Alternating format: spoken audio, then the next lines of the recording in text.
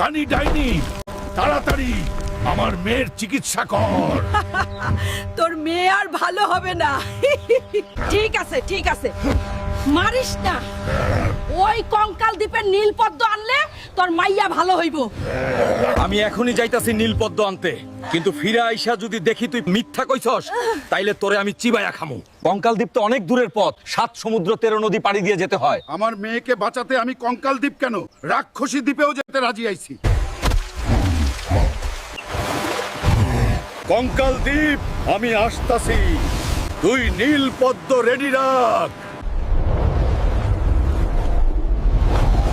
এই হাড় হাড্ডির দল নিশ্চয়ই শয়তান ডাইনি তার কাজ। তোদের সব কটাকে পিষে ধুলো বানিয়ে দেব। তোরা তো পাপড় ভাজার মতো মড়মড় করে ভাঙ্গা যাইতাছস। তোদের বস কই? আমার রাস্তা ছাড়।